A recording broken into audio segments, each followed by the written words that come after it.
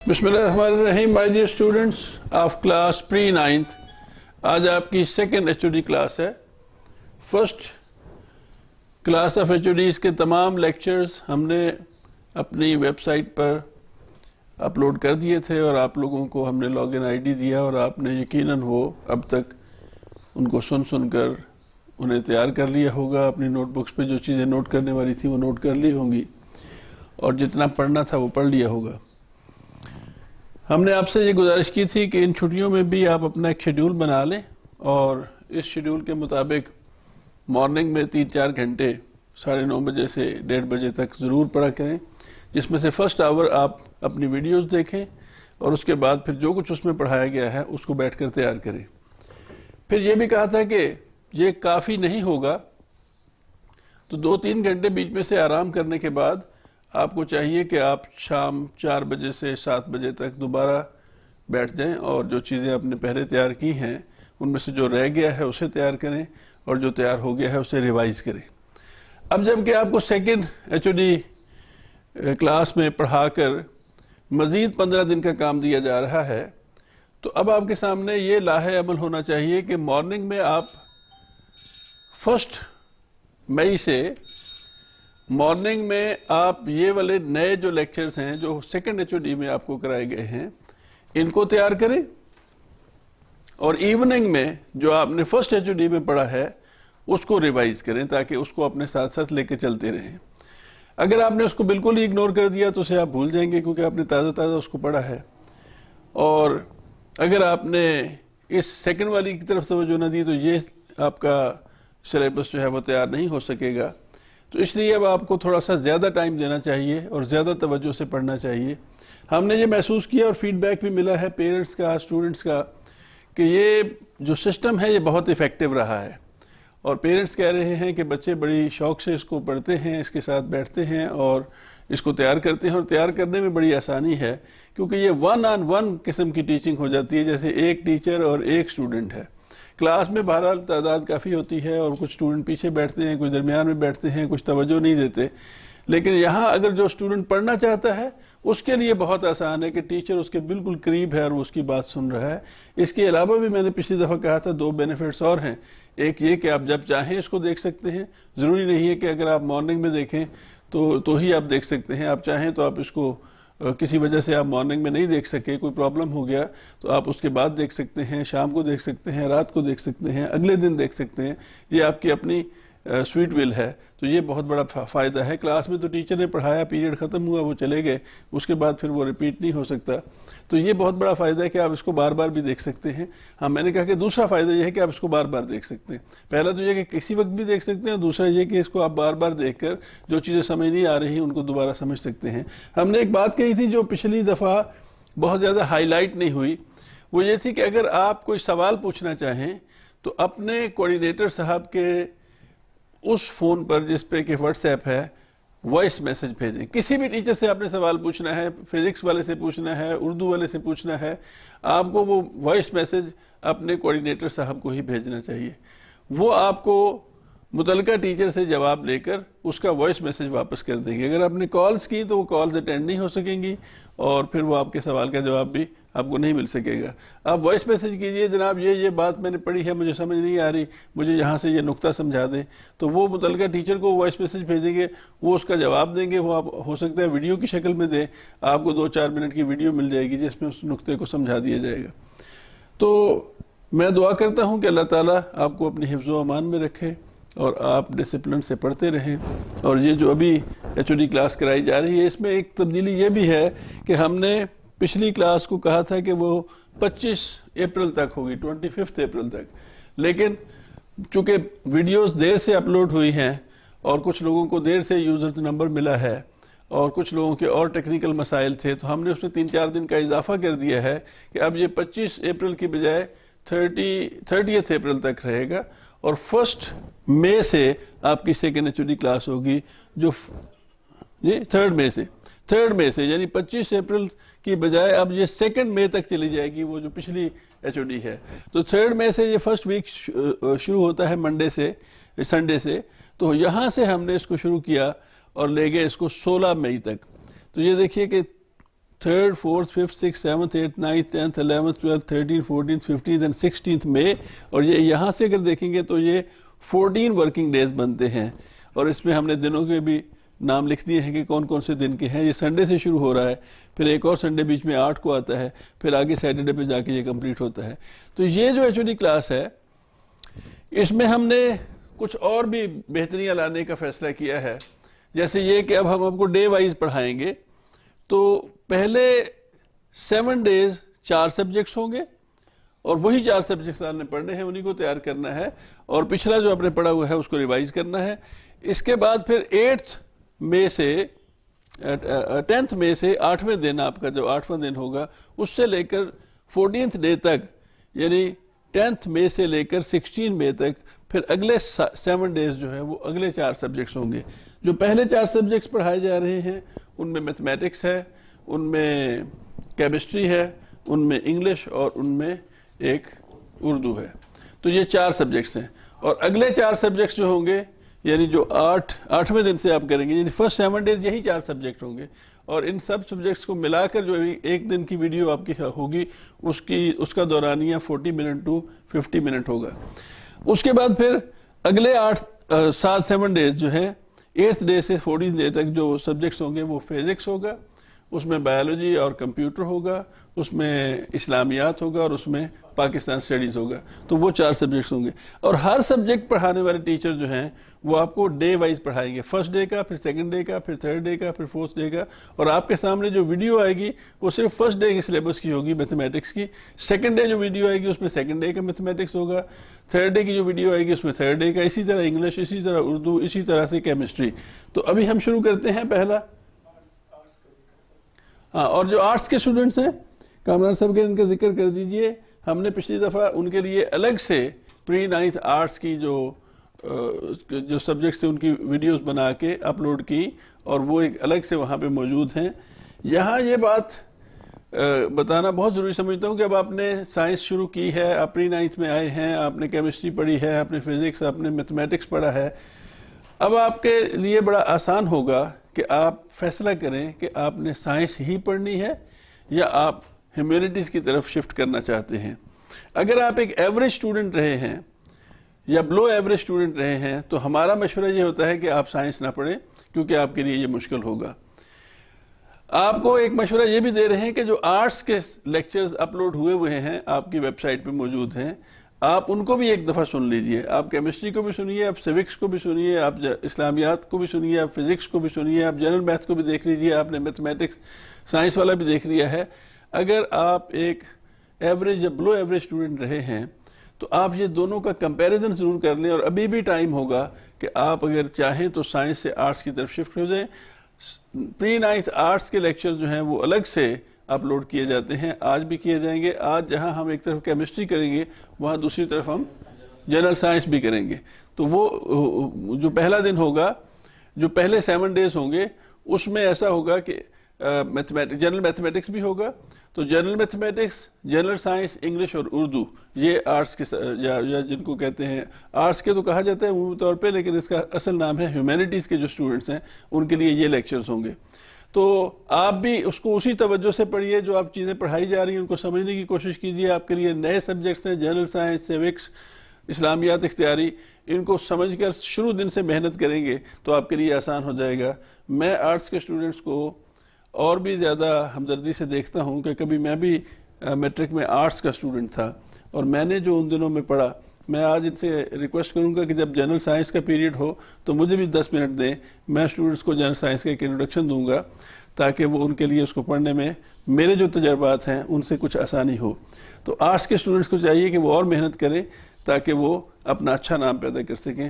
میں دعا کرتا ہوں کہ اللہ تعالیٰ آپ کو صحت و سلامتی سے رکھے اور آپ کو محنت کرنے اور ڈسپلن کے ساتھ ان سبجیکٹس کو پڑھنے کی توفیق دے.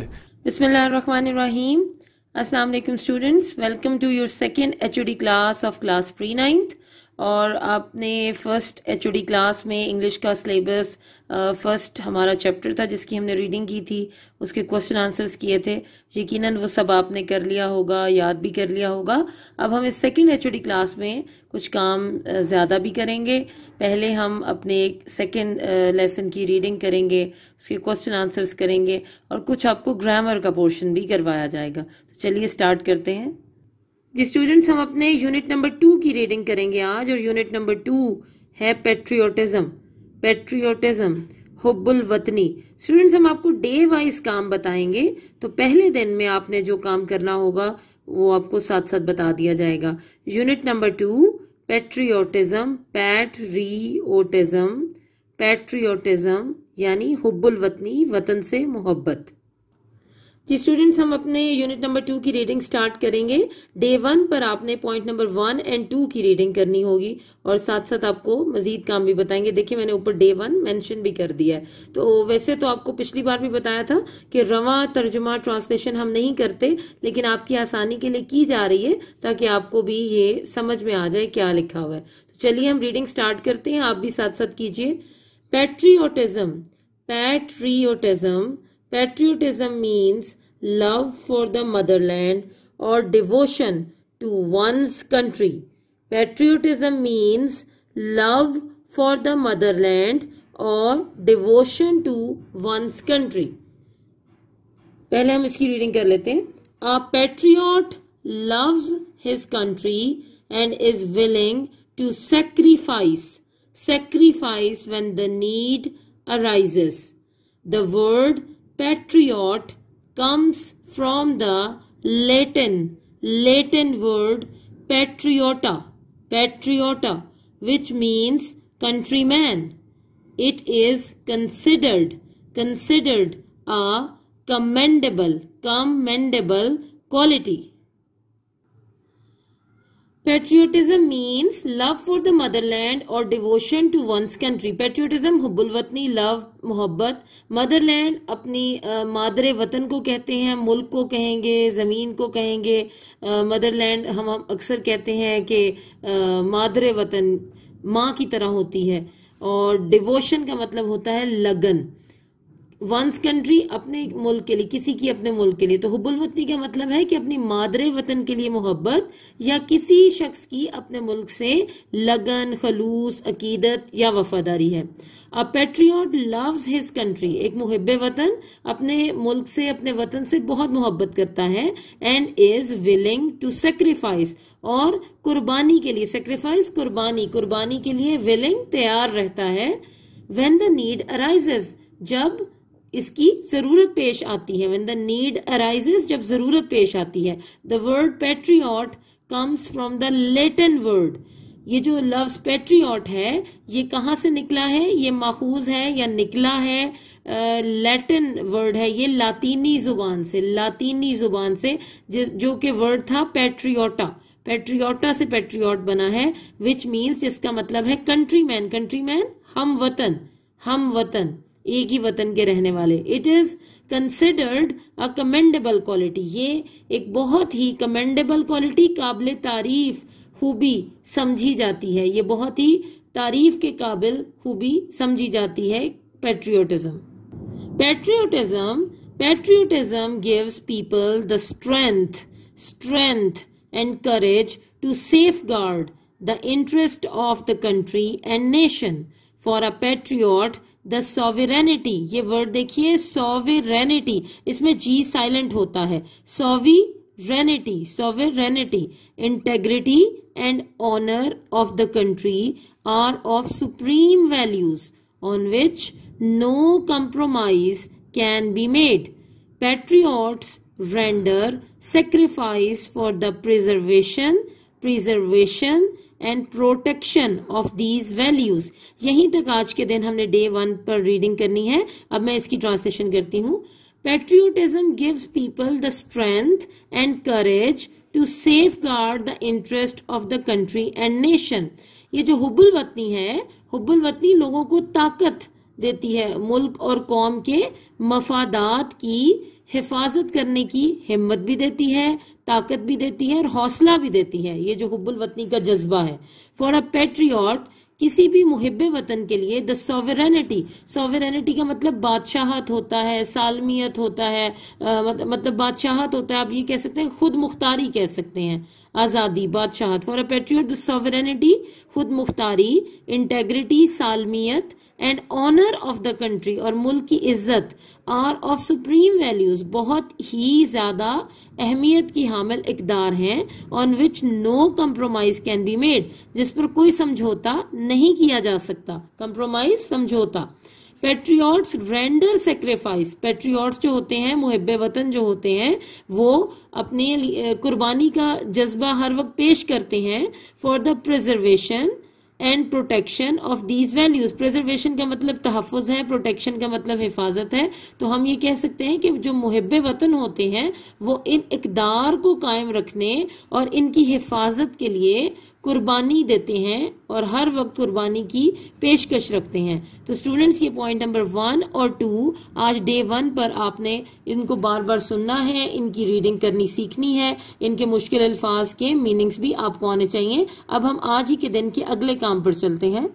جی اسٹوڈنٹس، یہ آپ کے اسٹینڈرڈ نوٹس ہیں، ان میں سے جو کوسچن آنسرز دیے گئے تھے پیٹریوٹزم کے، آپ کوسچن آنسرز نکالیے.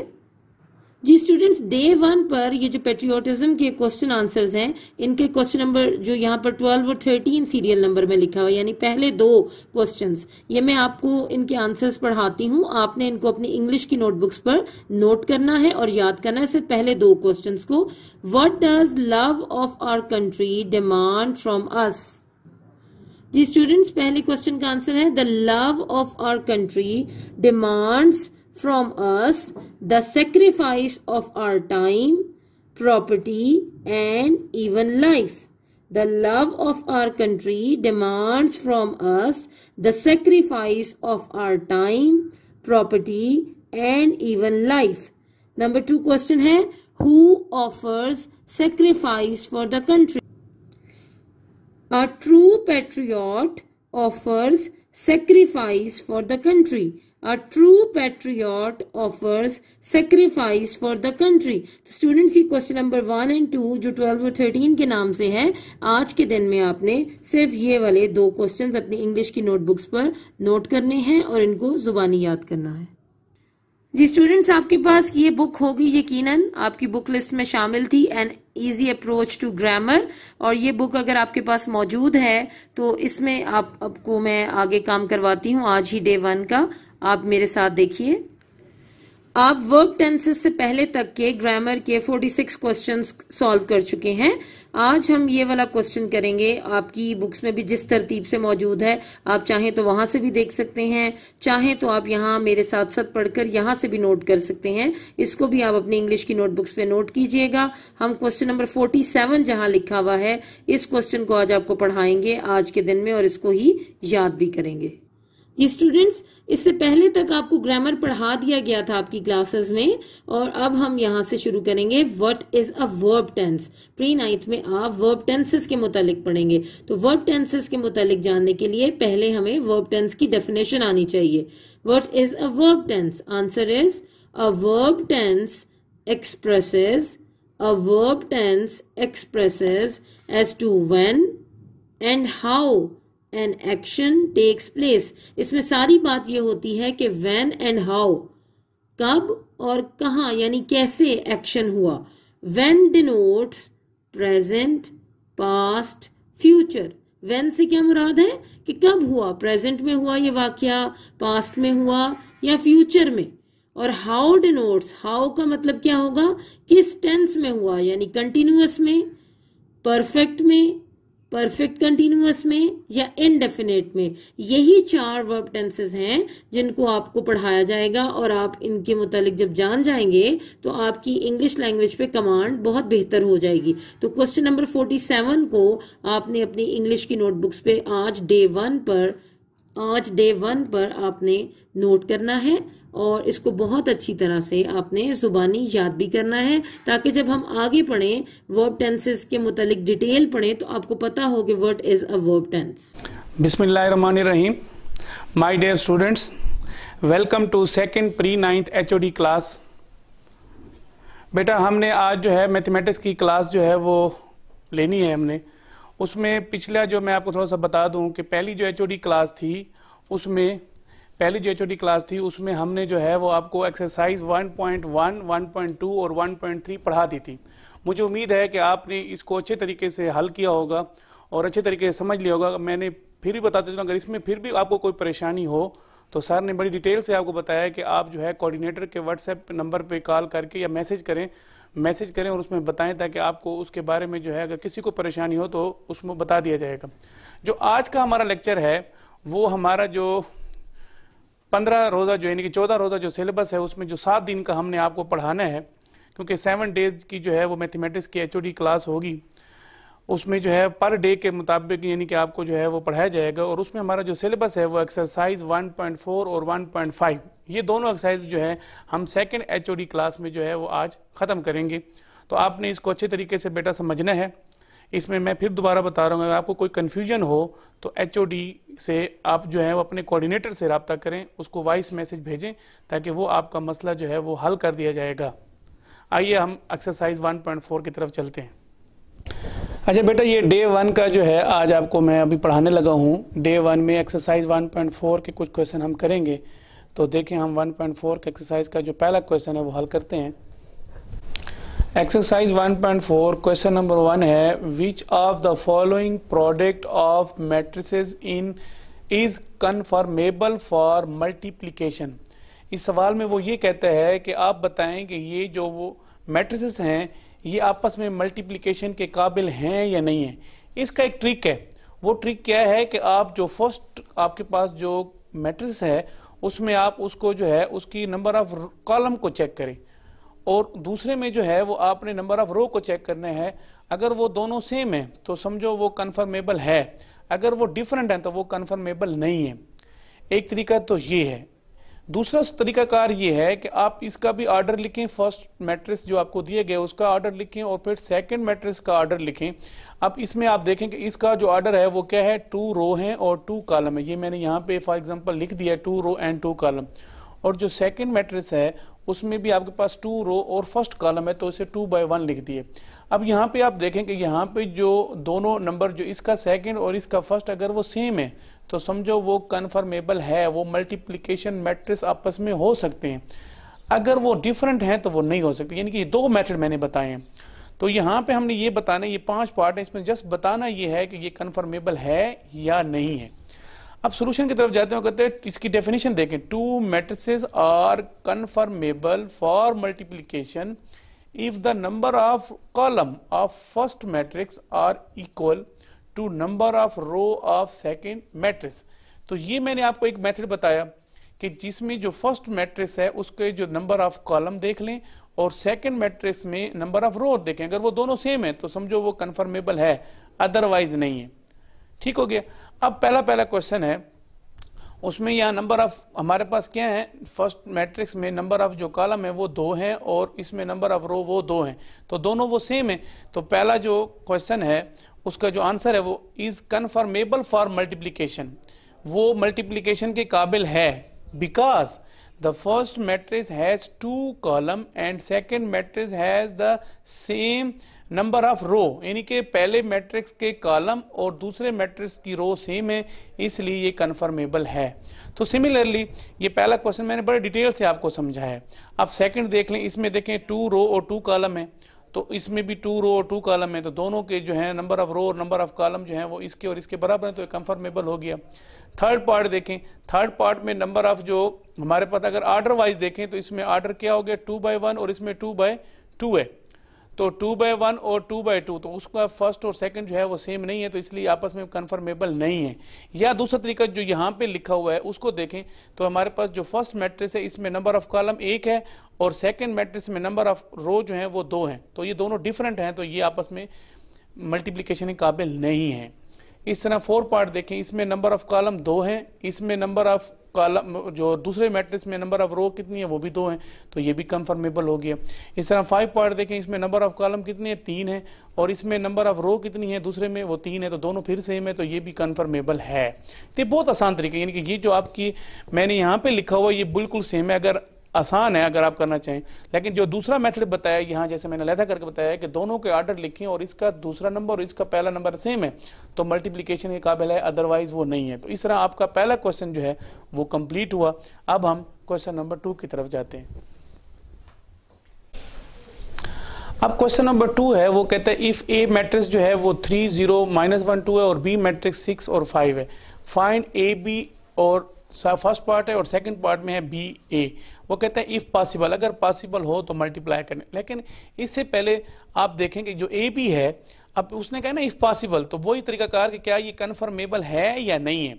तो अब जिसमें फर्स्ट जो मैट्रिक्स है उसमें नंबर ऑफ कॉलम कितने हैं 2, और जो सेकंड हमारे पास है उसमें नंबर ऑफ रो कितनी है 2, तो इसका मतलब ये मल्टीप्लिकेशन के काबिल है, यानी कि ए बी को मल्टीप्लाई कर सकते हैं। और दूसरे पार्ट में उसमें बताया कि बी ए। अब बी ए का मतलब क्या है कि बी को पहले रखना है, ए को बाद में। तो बी में नंबर ऑफ कॉलम क्या है 1 है, और ए में जो नंबर ऑफ रो है वो 2 है, ये डिफरेंट है, तो ये मल्टीप्लिकेशन के काबिल नहीं है। यानी कि फर्स्ट पार्ट जो है मल्टीप्लिकेशन के काबिल है, लेकिन सेकंड पार्ट जो है मल्टीप्लिकेशन के काबिल नहीं है। यहाँ से आपको जो ट्रिक पिछले सवाल में बताया था उसको ट्रिक को इस्तेमाल करते हुए हम ये बता सकते हैं कि ये मल्टीप्लिकेशन हो सकता है या नहीं हो सकता। अब हमने ए और बी को मल्टीप्लाई करना, इसका पूरा प्रोसीजर मैं आपको बताऊंगा, आप उस प्रोसीजर को देखें। हमने ए बी को मल्टीप्लाई करना है। अब ए बी को हम कैसे मल्टीप्लाई करेंगे देखें, मैं आपको डिटेल से ये बताता हूं। अब हमारे पास जो मैट्रिक्स है, ए मैट्रिक्स जो है वो क्या है 3 0 -1 2, और बी जो मैट्रिक्स है वो क्या है 6 और 5। अब बेटा इसको जरा डिटेल से देखना है, क्योंकि अगले सवाल जो है मैं इस तरह एज इट इज आपको समझा दूंगा, लेकिन ये पहला जो क्वेश्चन मल्टीप्लिकेशन के बड़े प्रॉपर तरीके से समझा रहा हूं आपको। ये फर्स्ट रो को हम क्या करेंगे, फर्स्ट कॉलम के साथ मल्टीप्लाई कर देंगे। देखो फर्स्ट नंबर 3 है, मल्टीप्लाई बाय इसका फर्स्ट क्या है 6, दरमियान में हमेशा याद रखो प्लस आता है। उसके बाद सेकेंड नंबर क्या है 0, मल्टीप्लाई बाय इसका क्या है सेकेंड नंबर क्या है 5। अगर सपोज एक और कॉलम भी यहाँ पे होता तो फिर हम यहाँ गैप देते, क्योंकि मैट्रिक्स 2 नंबरों के दरमियान गैप है, तो गैप दे के फिर अगले नंबर को इसी रो को अगले कॉलम के साथ मल्टीप्लाई, लेकिन वो नहीं है तो बस छोड़ देंगे। अब आप क्या करेंगे, सेकंड रो को फर्स्ट कॉलम के साथ मल्टीप्लाई करेंगे। क्या है first number -1 multiply by 6 plus इसका सेकंड नंबर क्या है 2 मल्टीप्लाई बाय क्या है 5। आप इसको क्लोज कर दें, मैट्रिक्स की फॉर्म में लिख दें। अच्छा, इसके बाद आप क्या करें, इसको हल करना है हमने। अब 3 6 टाइम क्या होता है 18 प्लस 5 0 0। अब -1 इंटू 6 क्या हो गया -6 प्लस 2 5 टाइम क्या हो गया 10। अब इसका आंसर क्या हो जाएगा 18, और 10 में से 6 निकाल दे तो क्या हो जाएगा 4।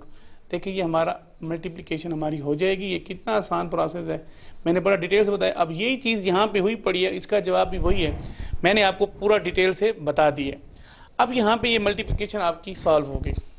अब पार्ट नंबर 2 है। अब वो पार्ट नंबर 2 का मैंने वैसे ही बता दिया कि मल्टीप्लिकेशन के काबिल नहीं है, तो यहाँ लिखेंगे B A is not possible because number of column of B is not equal to number of row of ए। तो वो बराबर नहीं, इसलिए मल्टीप्लिकेशन के काबिल नहीं है।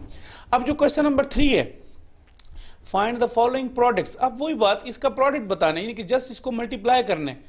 तो ये सिंपल तरीका ये है, पहले तो आप इसको देखें कि ये मल्टीप्लिकेशन के काबिल है, लेकिन उसने कहा फाइंड द फॉलोइंग प्रोडक्ट को मल्टीप्लाई करना है। यानी कि यहाँ पे उसने एक ऑप्शन दिया था पिछले सवाल में इफ पॉसिबल, अगर पॉसिबल है तो करें, नहीं है तो नहीं करना।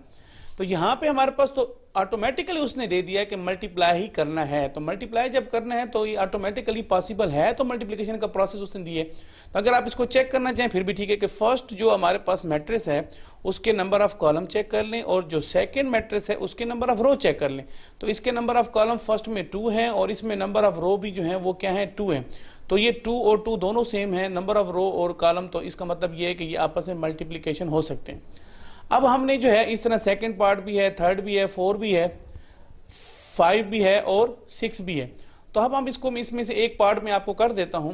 अब इसमें जो फर्स्ट है, सेकंड, थर्ड, 4 और 6 ये आसान है, लेकिन जो 5 पार्ट है वो मैं आपको प्रोसेस जो है वो आपको समझा देता हूं वो कैसे हल होगा। اچھا بیٹا پارٹ نمبر 5 دیکھیں آپ، میں نے بتایا تھا کہ 1 to 4 آپ نے خود کرنا ہے، بالکل اس جیسا ہے آپ نے خود کرنا ہے. پارٹ نمبر 5 دیکھیں. اب یہ فرسٹ میٹرکس ہے اور یہ سیکنڈ میٹرکس ہے. اب میں نے آپ کو طریقہ کار بتا دیا تھا کہ فرسٹ رو کو فرسٹ کالم کے ساتھ، تو فرسٹ رو میں کیا ہے، فرسٹ رو میں کیا ہے 1 اور 2 ہے، اور فرسٹ کالم میں کیا ہے 4 اور 0. اب فرسٹ جو رو ہے اس میں 1 ملٹیپلائی بائی اس کا فرسٹ کالم 4، تو 1 ملٹیپلائی بائی 4 درمیان میں پلس 2 ملٹیپلائی بائی 0. پھر اس کے بعد فرسٹ رو سیکنڈ کالم کے ساتھ، تو 1 ملٹیپلائی بائی 5 2 ملٹیپلائی بائی -4، تو یہ لکھا ہوا گیا. اب سیکنڈ رو کو فرسٹ کالم کے ساتھ -3 ملٹیپلائی بائی 4 0 ملٹیپلائی بائی 0.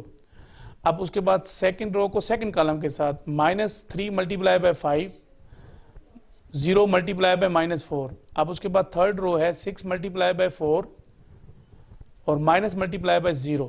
اس کے بعد پھر تھرڈ رو کو سیکنڈ کالم کے ساتھ 6 multiply by 5 plus -1 multiply by -4، یعنی کہ پلس درمیان میں ضرور لکھنا ہے تاکہ آپ کنفیوز نہ ہو. بریکٹ لکھ دیا کریں جب مائنس کا نمبر آ جائے تو بریکٹ، جیسے یہاں پہ بریکٹ لکھی ہوئی ہے. پھر اگلے سٹیپ میں ملٹیپلائی کرتے ہیں، 1 انٹو ملٹیپلائی بائی 4 4 2 انٹو 0 0، تو 4 پلس 0. اس کے بعد 1 ملٹیپلائی بائی 5 5 اور پلس -4 2 ملٹیپلائی بائی 4 8 ہو جائے گا، تو -8 ہو جائے گا. اس طرح -3 ملٹیپلائی بائی 4 -12 0 ملٹیپلائی بائی 0 0. اس کے بعد -3 ملٹیپلائی بائی 5 -15 پلس 0 ملٹیپلائی -4 0.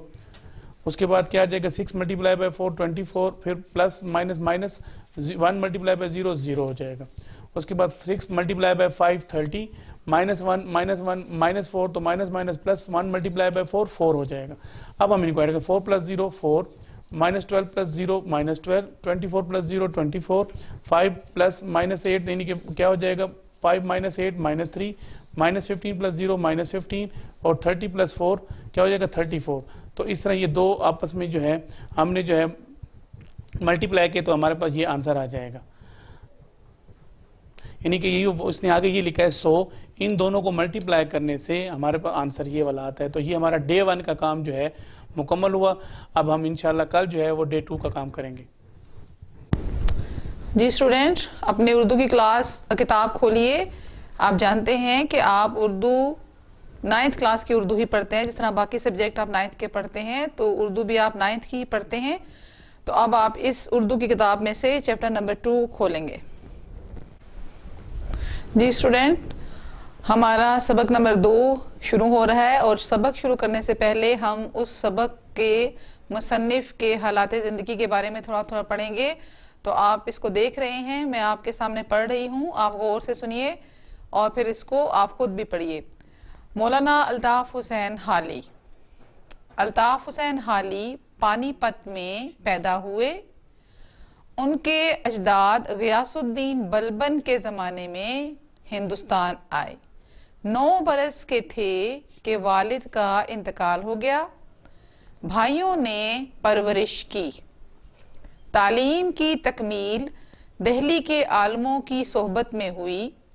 غالب اور شیفتہ کی صحبت سے بطور خاص فیضیاب ہوئے. سر سید سے بھی تعلق خاطر قائم ہوا. شیفتہ اور غالب کے انتقال کے بعد لاہور آئے اور یہاں پنجاب بک ڈپو میں ملازمت کر لی. یہیں وہ انگریزی ادبیات سے متعارف ہوئے، جدید طرز کی نظمیں لکھیں اور اردو شاعری کی اصلاح کا بیڑا اٹھایا. 1887 میں 1887 اس کو انگلش میں پڑھتے ہیں، اردو میں 1887 میں سرکار حیدرآباد سے 100 روپیہ ماہوار وظیفہ مقرر ہو گیا تو ملازمت ترک کر کے باقی عمر تصنیف و تالیف میں بسر کر دی. حالی کے اسلوب بیاں کی سب سے نمایاں خوبی مدعا نگاری ہے. حالی کی غرض اپنے مضمون کو ادا کرنے اور مطالب کو وضاحت سے پیش کرنے کے سوا کچھ نہیں ہوتی. ان کی نثری تحریروں میں اعتدال و توازن کا خاص خیال رکھا جاتا ہے. بیجا اختصار اور بیجا طوالت سے اجتناب کرتے ہوئے عبارت کو دلکش، سادہ اور مدلل بنانے میں حالی اپنی مثال آپ ہیں۔ بے جا اختصار کا مطلب ہوتا ہے کہ بہت ہی زیادہ مختصر نہیں کی جاتی، اور بے جا طوالت کا مطلب ہوتا ہے کہ ایسے ہی فضول میں لمبی نہیں کی جاتی، بلکہ اجتناب کرنا ہوتا ہے اسے بچنا، یعنی نہ تو ان کی عبارت بہت زیادہ مختصر ہوتی ہے اور نہ ہی بہت زیادہ لمبی ہوتی ہے، بلکہ وہ ان کی عبارت بہت دلکش، سادہ اور دلائل سے بھری ہوئی ہوتی ہے۔ دلائل ان میں ہوتے ہیں اپنی عبارت کو درست ثابت کرنے کے لیے مدلل بناتے ہیں، یعنی اس میں دلائل بھی دیتے ہیں۔ وہ ہر بات کو سنجیدگی اور عقلیت کے ترازو میں تولتے ہیں، یعنی سنجیدہ بھی بات ہوتی ہے ان کی، اور عقلیت کے معیار پر، عقل کے معیار پہ پورا اترتی ہے، اور تخیل اور جذبات سے دور رہتے ہوئے اپنے خیالات اور حقائق کو قاری تک پہنچانے کی کوشش کرتے ہیں۔ یعنی نہ تخیل، یعنی کوئی ہوا میں تخیل میں باتیں نہیں کرتے، نہ ہی جذبات میں باتیں کرتے ہیں، بلکہ اپنے خیالات کو اور حقائق کو پڑھنے والے تک پہنچانے کی کوشش کرتے ہیں۔ یہی وجہ ہے کہ رشید احمد صدیقی نے حالی کے نثری اسلوب کو اردو نثر کا معیاری اسلوب قرار دیا ہے۔ یعنی نثر کا مطلب ہوتا ہے جس طرح یہ لکھی ہوئی ہے عبارت، اس میں لکھنا، اس کا مطلب ہوتا ہے نثر۔ تو نثری اسلوب یعنی حالی کے مضامین یا لکھنے کا جو طریقہ کار ہے، اسلوب کہتے ہیں طریقہ کار کو، تو وہ حالی جو رشید احمد صدیقی ہیں ان کے مطابق حالی کا جو طرز بیان ہے یا طرز تحریر ہے، وہ سب سے معیاری طرز تحریر ہے جتنے بھی لکھنے والے ہیں ان میں۔ وہ سوانح نگار، مضمون نگار اور نقاد تھے۔ سوانح نگار کا مطلب ہوتا ہے سوانح لکھنے والے، اور سوانح کیا ہوتی ہے؟ کسی کے حالات زندگی کے بارے میں لکھنا، اس میں اس کی خوبیاں بھی لکھی جاتی ہیں، اس میں خامیاں بھی لکھی جاتی ہیں، تو وہ سوانح ہوتی ہے۔ مضمون نگار یعنی مضمون لکھنے والا، اور نقاد کا مطلب ہوتا ہے تنقید کرنے والا، یعنی کسی بھی جو آپ اس کو کہتے ہیں نا تحریر، اس کے اوپر وہ تنقید کرتے ہیں، اس کے بارے میں بتاتے ہیں کہ اس میں یہ خوبیاں ہیں، یہ خامیاں ہیں، تو اس کو کہتے ہیں تنقید کرنا، اور وہ کہلاتے ہیں نقاد۔ ٹھیک ہے، نقاد سر سید کے قریبی اور باعتماد ساتھیوں میں سے تھے۔ سر سید احمد خان کو آپ جانتے ہیں، ان کے ساتھیوں میں سے تھے۔ ان کی مشہور کتابوں میں حیات جاوید، یادگار غالب، حیات سعدی، مقدمہ شعر و شاعری اور مدجر اسلام شامل ہیں۔ یعنی یہ ان کی مشہور کتابیں ہیں، یعنی مولانا الطاف حسین حالی کی حیات جاوید، یادگار غالب، حیات سعدی اور مقدمہ شعر و شاعری، اور اس کے علاوہ مدجر اسلام۔ آخر الذکر کتاب مسدس حالی کے نام سے بے حد مقبول ہوئی ہے۔ یعنی مدجر اسلام دراصل ایک نظم ہے، نظم کی کتاب ہے جس کو کہ مسدس حالی کہا جاتا ہے، اور اس میں بہت سارے آپ نے پچھلی کلاسوں میں، آپ نے 7th کلاس میں بھی مسدس حالی کے نام سے ایک نظم پڑھی ہے، تو یہ حالی کی لکھی ہوئی ہے، اور یہ مدجر اسلام سے لی گئی ہے۔ مقدمہ شعر و شاعری میں، جو دراصل ان کے دیوان کا طویل دیباچہ ہے، جدید اردو تنقید کا نقطۂ آغاز ہے۔ ٹھیک ہے جی، یہاں تک آپ نے یہ بار بار اس کو، آپ کے پاس یہ ویڈیو ہوگی، آپ اس کو بار بار ریوائز کریں گے، اور اس کو دیکھ کر جیسا میں پڑھ رہی ہوں ویسے ہی ساتھ ساتھ پڑھیے گا، تاکہ آپ کو یہ سارا کچھ اس میں الفاظ سے جو ہے آپ الفاظ اچھے طریقے سے پڑھنا سیکھ جائیں۔ اور ابھی اس کے متعلق سوالوں کے جواب میں پڑھاتی ہوں۔ جی اسٹوڈینٹس، ابھی آپ نے مولانا الطاف حسین حالی کا مختصر سا تعارف پڑھا، تو اس سے ریلیٹڈ میں نے کچھ 3-4 سوال لکھے ہیں۔ آپ اس کو یہاں سے، جب میں ابھی پڑھا رہی ہوں آپ کو، تو آپ اس کو اپنی نیٹ نوٹ بک پر نوٹ کر لیجئے گا۔ یہ آپ کے ان نوٹس کا حصہ نہیں ہے جو آپ کے پاس اردو کے موجود ہیں، آپ اس کو یہیں سے لکھ لیجئے گا۔ کیا ہے مولانا، پہلے سوال نمبر 1، مولانا الطاف حسین حالی کب اور کہاں پیدا ہوئے؟ جواب ہے مولانا الطاف حسین حالی 1837 میں 1837 میں پانی پت میں پیدا ہوئے۔ سوال نمبر 2 ہے، مولانا الطاف حسین حالی کے اساتذہ میں کون کون شامل ہیں؟ تو ابھی ہم نے پڑھا نا، جواب مولانا الطاف حسین حالی کے اساتذہ میں مرزا اسد اللہ خان غالب اور نواب مصطفیٰ خان شفتہ شامل تھے۔ شفتہ صرف لکھا ہوا تھا، ان کا پورا نام نواب مصطفیٰ خان شفتہ ہے۔ سوال نمبر 3، حالی کے اسلوب بیان کی سب سے نمایاں خوبی کیا ہے؟ اس کا جواب ہے حالی کے اسلوب بیان کی سب سے نمایاں خوبی مدعا نگاری ہے۔ سوال نمبر 4، حال ہی کی مشہور کتابوں کے نام لکھیے۔ حال ہی کی مشہور کتابوں کے نام حیات جاوید، یادگار غالب، حیات سعدی، مقدمہ شعر و شاعری اور مد و جزر اسلام ہیں۔ تو یہ 4 سوال ہیں جو آپ نے اپنی نوٹ بک پہ لکھنے ہیں اور ان کو آج کی تاریخ میں ہی لکھ کر یاد کرنا ہے۔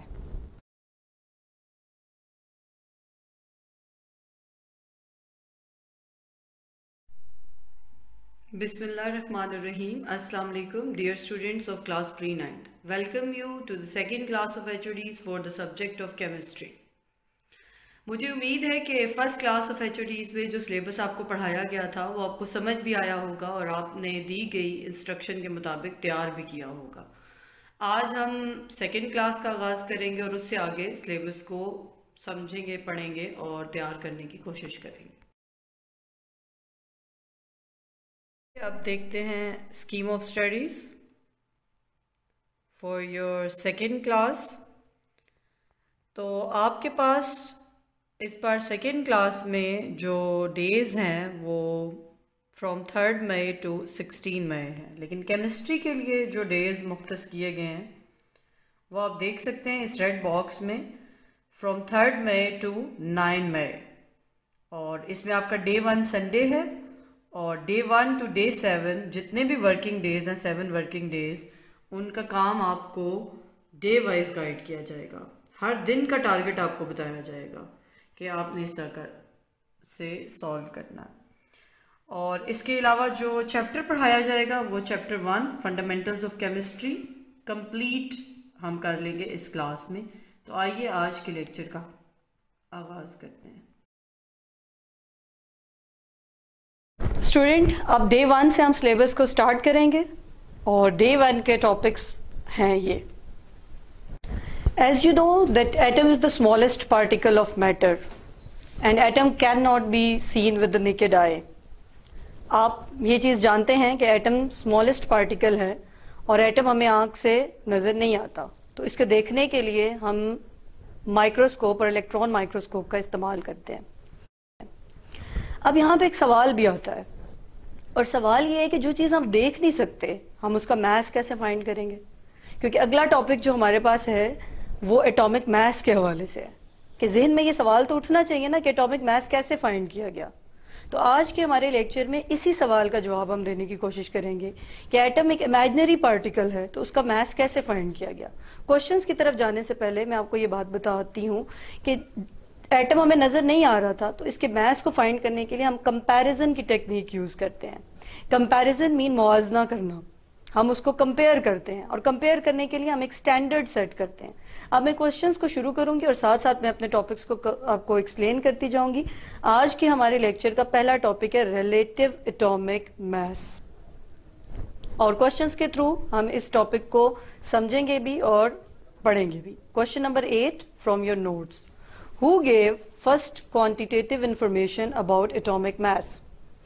First quantitative information about atomic masses come from the work of Dalton, Losaic, Avogadros and Berzelius.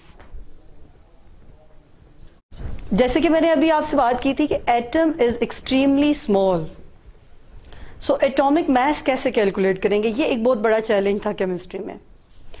تو وہ یہاں پہ بھی یہی سوال ہے، how atomic mass of extremely small atoms can be calculated? اتنے اسمال ایٹم کا ایٹامک میس کیسے میجر کریں گے؟ Atom is an extremely small particle, therefore mass of the single atom can't be determined. However, it is possible to determine the mass of one atom of an element relative comparison to another experimentally. تو ادھر وہ یہ کہنا چاہ رہے ہیں کہ atom بہت اسمال ہے تو اس کا میس فائنڈ کرنے کے لیے ہم نے کمپیریزن کی ٹیکنیک یوز کی ہے۔ یہ ورڈ دیکھ رہے ہیں آپ، کمپیریزن مین موازنہ کیا ہے، اور اس موازنے کو ہم نے ایکسپیریمنٹلی کیا ہے، اور ایکسپیریمنٹلی جو ٹیکنیک ہم نے یوز کی ہے وہ میس اسپیکٹرومیٹری ہے، experimental technique mass spectrometry. To find out relative atomic mass, standard is needed. Why? اب یہاں پہ میں دوسری بات آپ کو بتاتی چلوں. دیکھیں آپ نے اس چیز کو پڑھنا بھی ہے اور بات کو سمجھنا بھی ہے کہ میں کیا چیز آج کے لیکچر میں آپ کے مائنڈ میں ڈالنا چاہ رہی ہوں. تو پہلا سوال جو آپ کے مائنڈ میں اٹھایا ہے وہ یہ ہے کہ ایٹم بہت اسمال ہے جو آنکھ سے نظر نہیں آتا, تو اس کا میس کیسے فائنڈ کریں گے. اس کا جواب میں نے یہ آپ کو دیا کہ ایٹم اسمال ہے, آنکھ سے نظر نہیں آتا, اس کا میس فائنڈ کرنے کے لیے ہم کمپیریزن مین موازنہ کی ٹیکنیک یوز کریں گے, اور موازنہ کرنے کے لیے ہمیں ہمیشہ ایک اسٹینڈرڈ بنانا ہوتا ہے. اور یہاں پہ ایٹامک میس کو فائنڈ کرنے کے لیے جو اسٹینڈرڈ ہم نے یوز کیا وہ ہائیڈروجن تھا. پہلا اسٹینڈرڈ ہم نے ہائیڈروجن یوز کیا تھا اور دوسرا اسٹینڈرڈ ہم نے کاربن یوز کیا تھا. میں لیٹر آن آپ کو بتاؤں گی کہ ہم نے اسٹینڈرڈ کیوں یوز کیے ہیں. اسٹینڈرڈ ایک پیمانہ ہوتا ہے. جس طرح اگر آپ نے نوٹ کیا ہو کہ اگر آپ کپڑے لینے جائیں تو وہاں پہ ان کے پاس ایک سٹک ہوتی ہے 1 میٹر کی راڈ, اور وہ کپڑے کو اس کے ساتھ کمپیئر کرتے ہیں, موازنہ کر کے کاٹ دیتے ہیں, جو اس کے برابر ہوتا ہے تو وہ کہتے ہیں کہ یہ 1 میٹر ہے.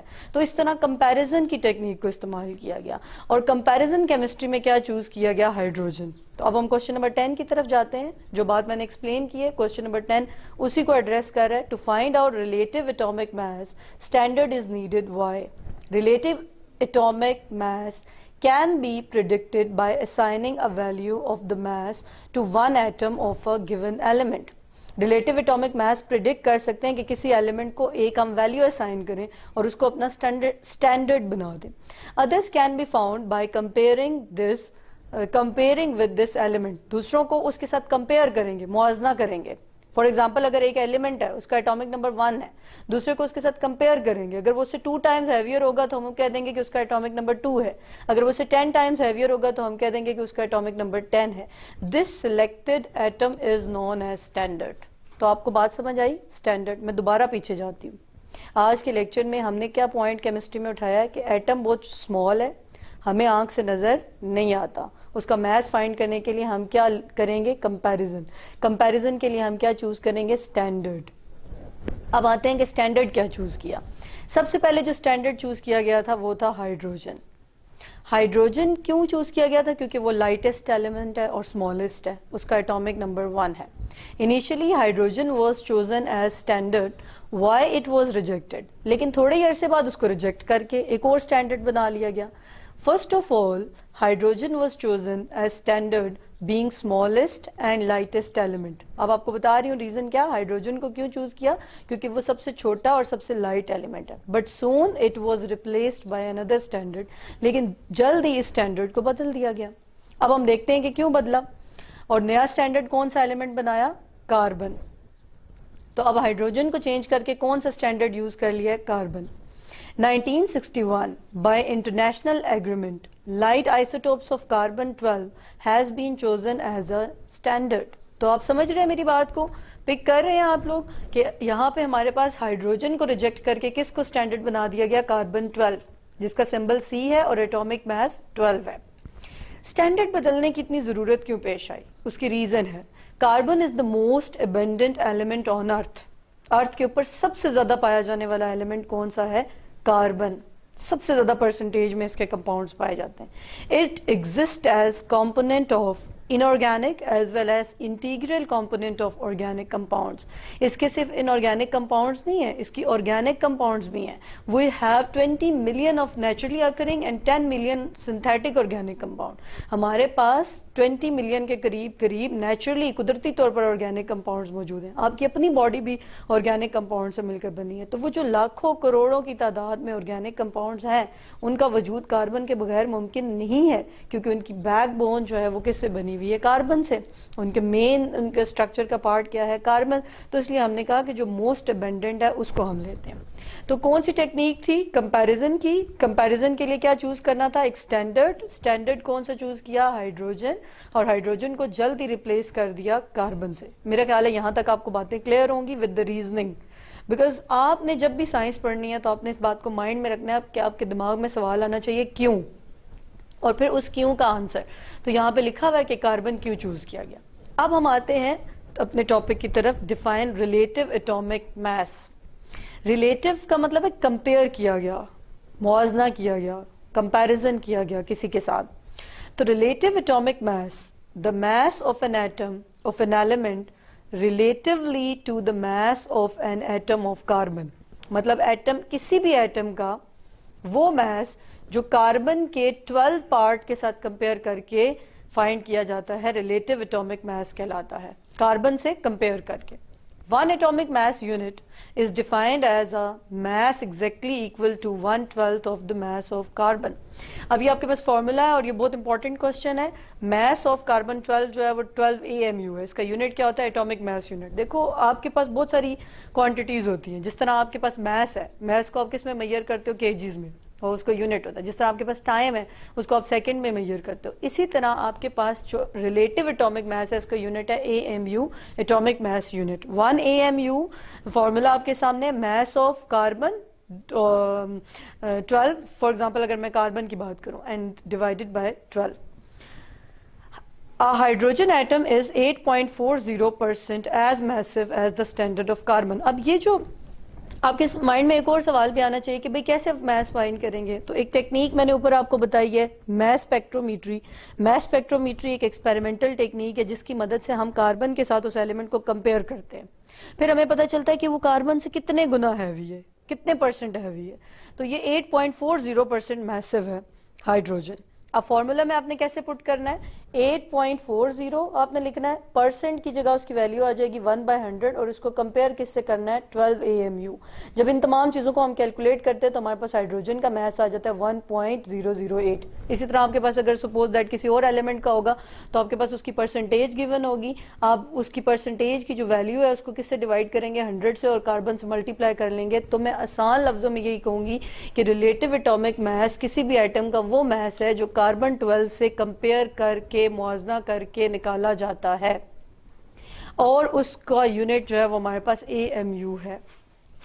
تو یہ تھوڑا سا ٹیکنیکل اور ریزننگ کے حساب سے کمپلیکس ٹاپک ہے, اور آج کے دن میں آپ نے انہی چیزوں کو بار بار سننا ہے اپنے ڈے 1 کے لیکچر میں, اور ان کو سمجھنے کی کوشش کرنی ہے. اور اس کے بعد آج کے دن کا آپ کا ٹاسک یہ ہے کہ میں نے جتنے کوشچنز آپ کو پڑھائے ہیں, کوشچن نمبر 8, 9, 10, 11, 12, 13, یہ آپ نے میمورائز بھی کرنے ہیں اور اپنی نوٹ بکس پہ لکھنے ہیں. آج کے دن میں آپ کو زیادہ کام نہیں دے رہی کیونکہ آپ کا جو کام ہے وہ سمجھنے کے لحاظ سے زیادہ ہے. میں ڈے 1 کی ٹاپک کو دوبارہ سم اپ کر رہی ہوں. Atom is extremely small particle, its mass can't be measured.